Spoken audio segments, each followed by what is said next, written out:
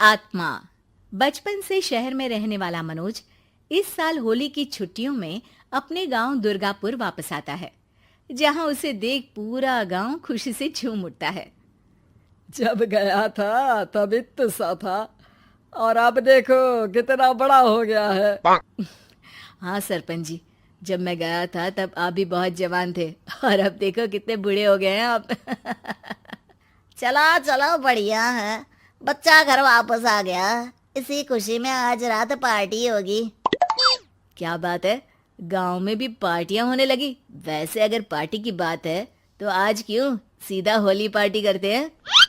Holi party की बात सुन चहल पहल में अचानक सन्नाटा छा जाता है, जिसे देख मनोज को कुछ अजीब लगता है, लेकिन तभी सरपंच बात पलट देता है। अब बहुत देर हो गई, चलो सब अपने घर चलो, पार्टी के बारे में कल सोचेंगे। मनोज भी मम्मी पापा के साथ घर आ जाता है, पर होली पार्टी और उस पर पूरे गांव की खामोशी वाली बात अभी तक उसके जहन से निकलती नहीं। पापा, होली पार्टी की बात पर सब चुप क्यों हो गए थे? अरे होगी उनकी कोई अपनी बात। मुझे गांव की पंचायती थोड़ी पता है। थक गया हूँ, चलो सो जाते हैं, कल बात करते हैं। पापा की बात मानते हुए मनोज भी सोने चला जाता है।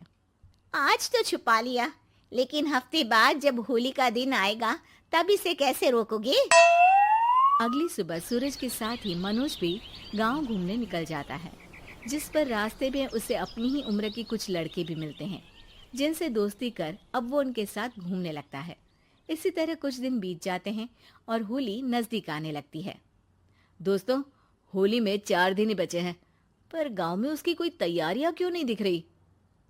क्योंकि यहाँ होली नहीं मनाई जाती। अरे पर ऐसा क्यों? वो राजा भूषण। अरे तुम 4 दिन के लिए आए हो, क्या इतना सोच रहे हो? चलो कुछ खाने चलते हैं। इसी के साथ एक बार फिर होली की बात को टलते हुए देख मनोज को शक होने लगता है। वो घर पहुंचते ही इंटरनेट पर अपने गांव और राजा भूषण के बारे में जानकारी निकालने लगता है। क्या? मुझे आज तक ये नहीं पता था। ऐसा कैसे? किसी ने मुझे कुछ बताया क्यों नहीं? सारी जानकारी लेने के बाद मनोज गांव वालों या अपने मम्मी पापा से कुछ पूछे बिना खुद ही उसकी सच्चाई के बारे में छानबीन करने लगता है, जिसके चलते वो राजा भूषण की हवेली में पहुंचता है। वाह, क्या हवेली है यार। पर क्या यहाँ सच में कोई भूत है? हेलो भूत जी, कोई है क्या? हम इस साल गांव में होली सेलिब्रेट कर रहे हैं, क्या आप उस पर थोड़ा इंटरव्यू देंगे? मनोज के ऐसा बोलते ही गांव में तूफान उठ जाता है और हवेली में रखी सारी चीजें हिलने लगती है। एक अदृश्य शक्ति मनोज को धक्का देकर हवेली से बाहर निकाल दरवाजा बंद कर लेती है। ये सब देख मनोज हैरान रह जाता है। क्या अभी मुझे हवा ने धक्का देकर बाहर निकाल दिया? मेरे होते हुए इस गांव में कभी होली नहीं मन सकती, इसलिए दोबारा ऐसी कोशिश भी मत करना, अंजाम बुरा होगा। आवाज सुन मनोज हैरानी से इधर उधर देखने लगता है, पर उसे कोई दिखाई नहीं देता। वो गांव वापस आ जाता है, जहां तूफान की वजह से सब कुछ तहस महस हो चुका होता है। आखिर ये तूफान आया कैसे? ना ऐसा कोई मौसम था और ना ही हमने होली का त्योहार मनाने की बात की थी। सरपंच की बात पर कोई रिएक्शन दिए बिना मनोज चुपचाप अपने घर चला जाता है। इस तरह देखते ही देखते होली का दिन भी आ जाता है और मनोज रंग लेकर गांव में निकल जाता है, लेकिन गांव पूरी तरह खाली होता है। अरे त्योहार का दिन है, धूमधाम की जगह मातम क्यों मनाया हुआ है? मनोज की आवाज सुन सब अपने घर की खिड़कियां खोल के घर के अंदर से ही उसे वापस जाने के लिए कहने लगते हैं, पर वो किसी की नहीं सुनता। तुझे पहले भी समझाया था, अगर होली खेलने की कोशिश भी की तो अच्छा नहीं होगा। अरे बात मान लो बेटा, तुम्हें सच नहीं पता। मुझे सब पता है। सालों पहले इस राजा ने एक अंधविश्वास फैलाया और आप लोग आज तक उसे मानते आ रहे हो। अरे बेटा, जब तुम पैदा भी नहीं हुए थे उससे भी बहुत पहले से इस गांव पर होली का श्राप है।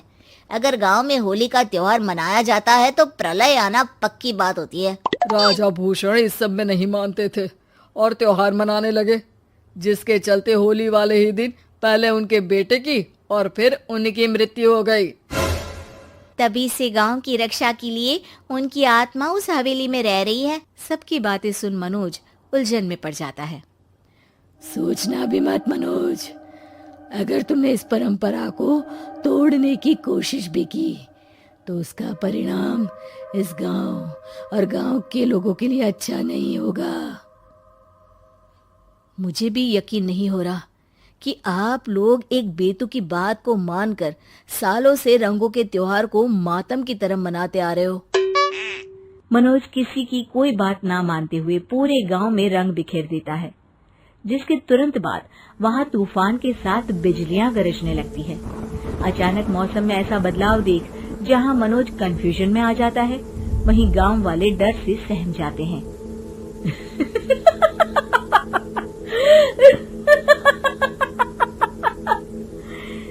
इस लड़के ने हमारे जैसे सिर्फ अपने स्वार्थ के लिए नहीं बल्कि पूरे गांव की खुशियों के लिए यहाँ होली मनाई है, जिस वजह से अब इस गांव पर होली का श्राप टूटता है।